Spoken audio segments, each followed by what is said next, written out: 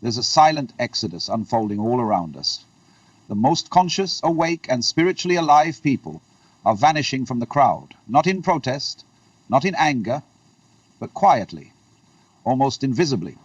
They're leaving careers, relationships, and social roles behind, disappearing from the noise of society, as if drawn toward a deeper, hidden necessity.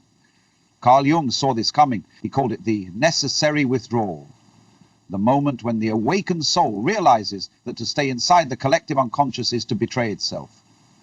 Why are the wisest among us disappearing, and what does their absence mean for the rest of us? Carl Jung understood something that society still refuses to accept, that awakening is not only a blessing, it is also a burden. To become conscious is to step outside the invisible current that carries everyone else along. It is to suddenly feel with every fiber of your being the weight of illusions that once seemed harmless. And when this moment comes, when your eyes finally open, you discover that what once passed for normal life is no longer tolerable. Jung called this moment the necessary withdrawal. It is not a choice in the way society imagines choice. It is not rebellion. It is not laziness. It is not escapism. It is survival, psychological survival. Because the deeper your consciousness grows, the more unbearable it becomes to remain immersed in unconsciousness. What others call daily life begins to feel like poison in your lungs, like noise in your bones, and so, quietly, you begin to withdraw. This withdrawal does not look dramatic. It is not the storming exit of someone slamming the door on the world. It is subtle, silent, almost invisible. People leave careers that once defined them. They log off from endless digital chatter. They fade from circles of shallow conversation. They retreat into solitude, not because they hate people, but because staying requires them to pretend they are blind when they can already see. To keep participating would mean betraying the very consciousness they've worked so hard to awaken. Jung experienced this in his own life. As his awareness deepened, he found that ordinary social interaction felt like standing in a room full of people talking in their sleep. Every conversation required him to dim his light, to act as though he did not see the shadows moving beneath the surface. Imagine the exhaustion, to translate every truth you carry into a language others cannot hear, to silence what you know just to be accepted. This was the curse of consciousness Jung described. You become psychologically alone, even when surrounded by others. And yet, he insisted, this loneliness is not a flaw, it is a threshold. Withdrawal is not abandonment, it is a passageway the awakened must walk, because the more conscious you become, the less possible it is to live in the old ways. Your soul refuses to compress itself back into the tight container of unconscious society. Every false smile, every shallow exchange, every performance of normality feels like a betrayal. The psyche eventually says, enough, leave, preserve what you have seen. Protect what you have become. So when the awakened disappear, Jung tells us, they are not running away. They are moving toward something, toward authenticity, toward integration, toward the kind of solitude that allows the self to deepen. They are stepping out of the fog of collective illusions and into the clear air of inner truth. It may look like loss to the world, but to the soul it is liberation.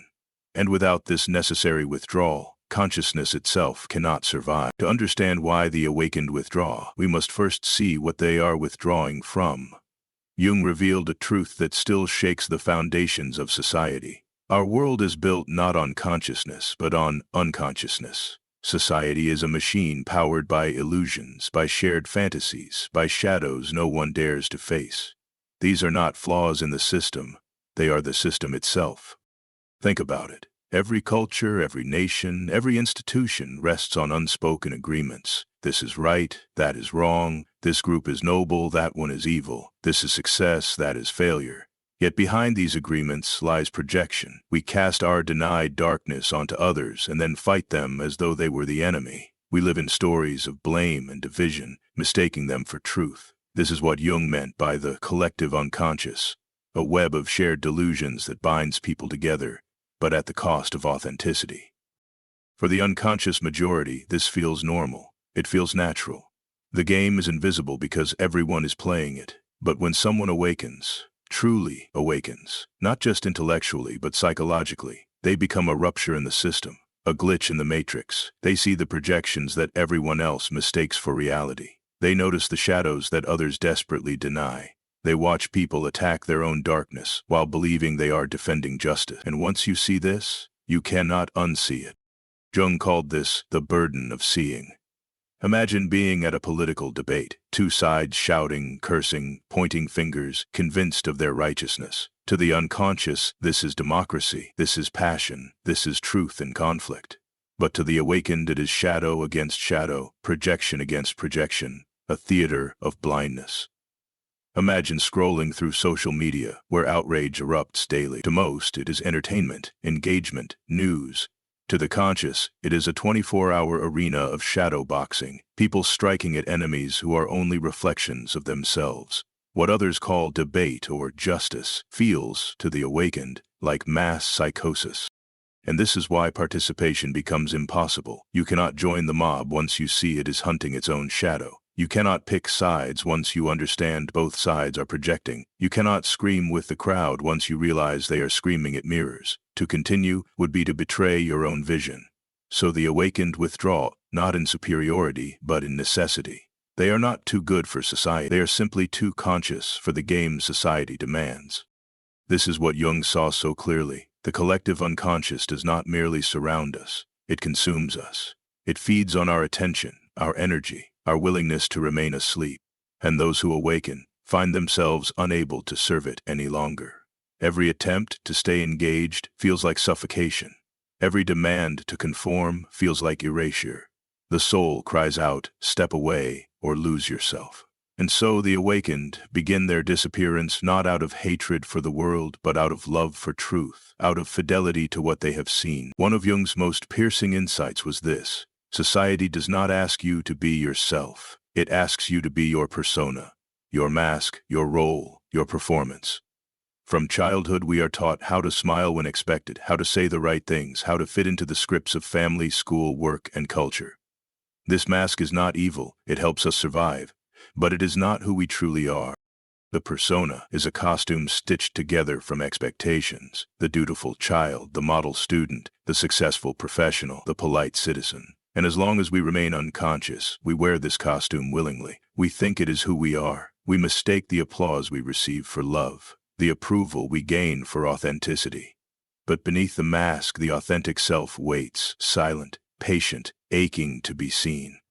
Awakening is the moment that mask cracks. Through shadow work, through individuation, through the painful birth of consciousness, you discover a deeper truth. You are not the role you play. You are not the performance. You are something vast, raw, and real, something that cannot be reduced to social approval. And once you have tasted that authenticity, going back to the persona feels like psychological death. This is why awakened people struggle to remain in ordinary environments. Every boardroom, every family dinner, every social circle whispers the same command: perform your role, be what we expect, put the mask back on. But for the awakened, this demand is intolerable. Pretending feels like suffocation. Every time they agree with something they do not believe, every time they smile to hide their truth, every time they shrink themselves to remain acceptable, their soul bleeds a little more, until finally they realize, I can no longer betray myself for the comfort of others. There he lived this truth. After his confrontation with the unconscious, he could no longer perform as the polished Swiss psychiatrist who nodded politely and echoed the opinions of his peers.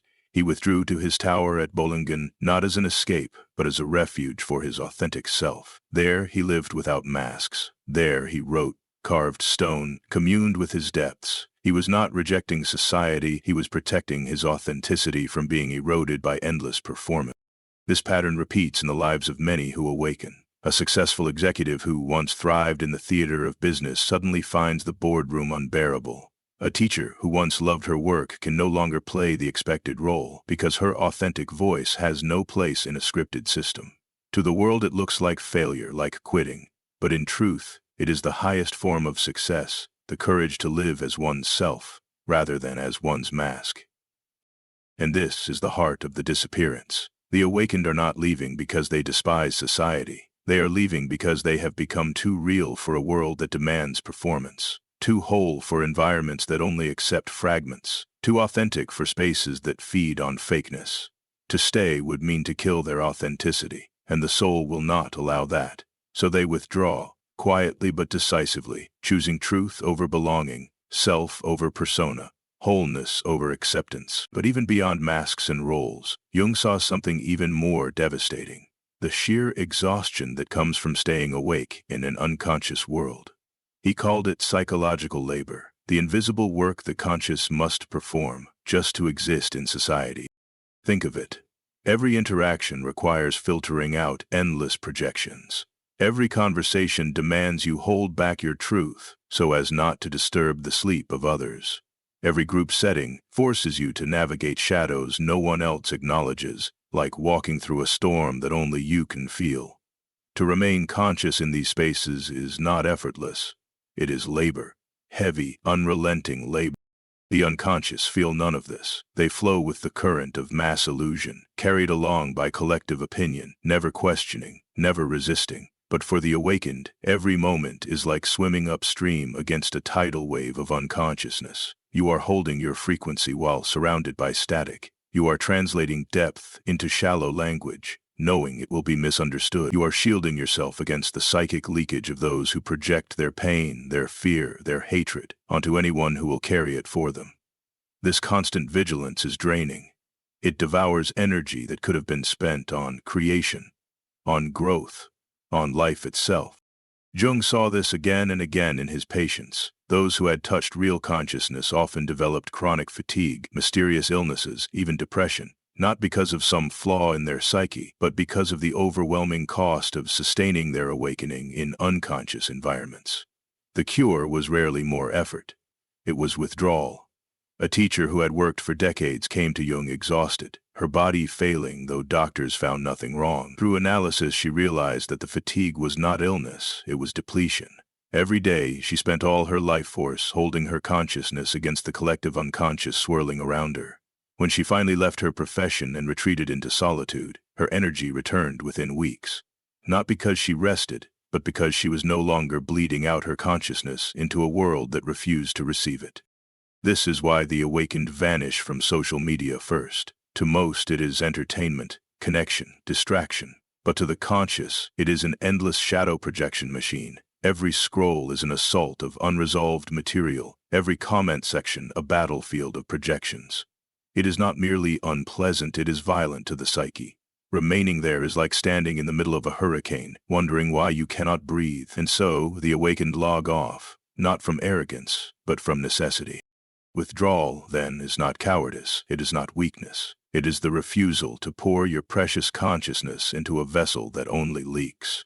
It is the recognition that energy is finite, that truth is fragile, and that to preserve both, you must step away from the noise.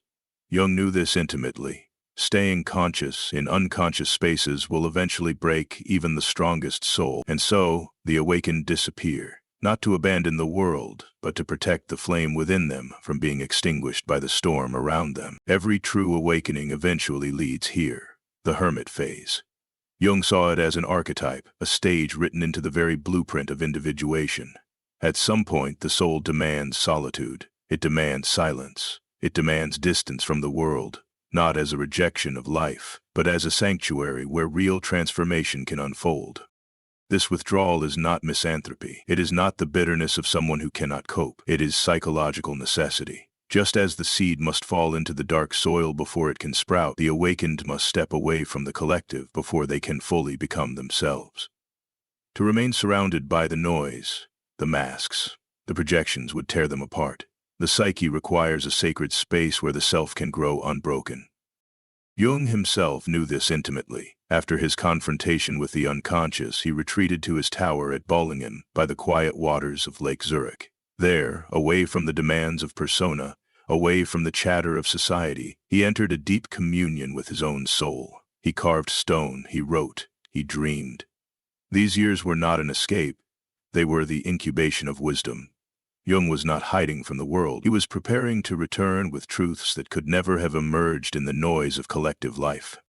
This is what so many who awaken now are experiencing. They vanish into small cabins in the woods, into silent retreats, into lives stripped down to the essentials. From the outside, it may look like collapse, like failure, like disappearance, but inside something profound is happening. They are integrating the shadow, listening to the inner voice, allowing the authentic self to solidify without the constant pressure to fracture into pieces for the approval of others. They are becoming whole in ways that society cannot yet understand. The hermit phase is not a permanent exile. It is a season of the soul, a time when the inner transformation must be protected from the corrosive force of collective unconsciousness. It is like a cocoon, dark, hidden, fragile, but necessary. In solitude, the false self finally dissolves and the deeper self begins to take shape. In silence, the endless noise of society fades and the inner voice grows clear. In withdrawal, the fragments reassemble and the individual emerges with a strength that cannot be broken by the demands of conformity. So when you feel the pull to withdraw, Jung would say, trust it, honor it, do not mistake it for weakness or failure. It is not escape, it is preparation. You are not abandoning society. You are allowing the self to root itself in something deeper than society can offer. Without this hermit phase, individuation remains incomplete. With it, the soul becomes strong enough to eventually re-enter the world, if only at its edges, with gifts no one else can give. The hermit phase is not the end of the story. Jung saw it as a passage, one stage of the archetypal journey. For those who walk deeply enough into solitude, there eventually comes a stirring, a subtle call to re-emerge. But when they return, they are not the same. They cannot return to the old roles, the old games, the old performances. The mask is gone forever. The self has taken root. And so, their return is not to the center of society, but to its edges. Jung called them border dwellers, those who live at the margins between the unconscious collective and the individuated life. They are present, but not absorbed. They exist in the world, but not of it. They may appear as artists, whose creations carry an authenticity no institution could contain, as healers who guide a few souls through the same dark corridors they once traversed, as teachers, not of the masses, but of the few who are truly ready to hear. They are invisible to most, but luminous to those with eyes to see. This return is not a grand re-entry, it is quiet, humble, often unnoticed. An executive who once led thousands now lives in a small village, guiding a handful of seekers. A philosopher disappears from academia for years, then reappears with insights that reshape the way a few courageous minds understand reality. A therapist steps away from the broad stage of conventional practice and begins working only with those in spiritual crisis. To society, they are diminished. But in truth, they have become immeasurable.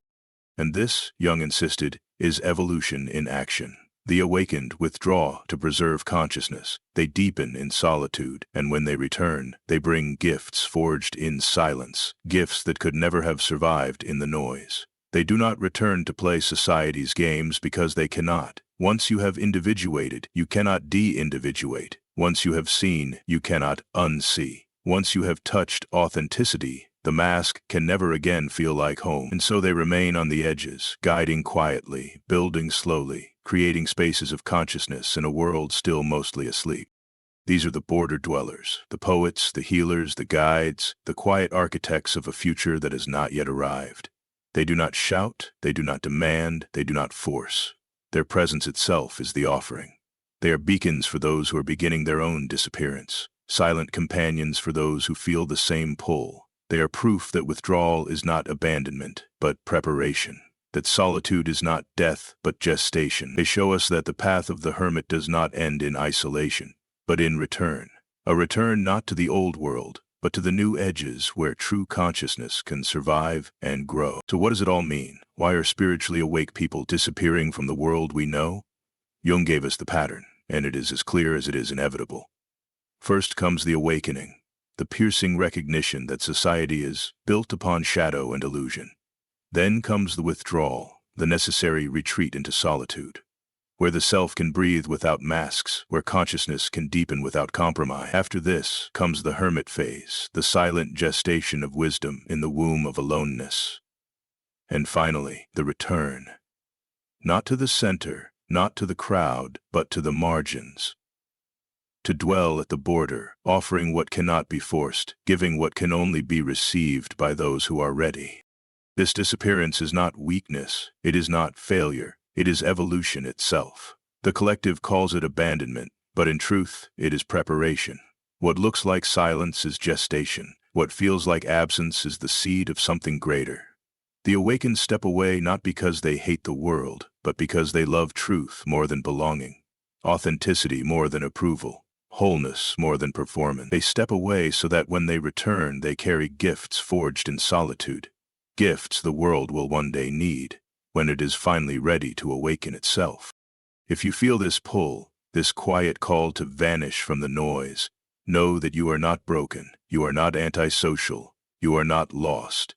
You are walking an ancient path, one that every awakened soul must walk. Trust the withdrawal, protect your consciousness, honor the hermit's silence, and when the time comes, you too will return, not as who you once were, but as who you truly are. Carl Jung would remind us, consciousness is fragile, precious, rare. It cannot survive the storm of collective unconsciousness without refuge. Your disappearance is not the end of your story. It is the passage into its deepest chapter. And when you re-emerge, the world will not see you the same. You will be a border dweller, a carrier of light, a quiet architect of a future still hidden beneath the veil. This is Echo Veil. If these words resonate with your soul, you are not alone. You are part of a silent migration toward depth, toward authenticity, toward the edges where consciousness can breathe. Subscribe and walk with us through the veil into the deeper truth of what it means to be awake.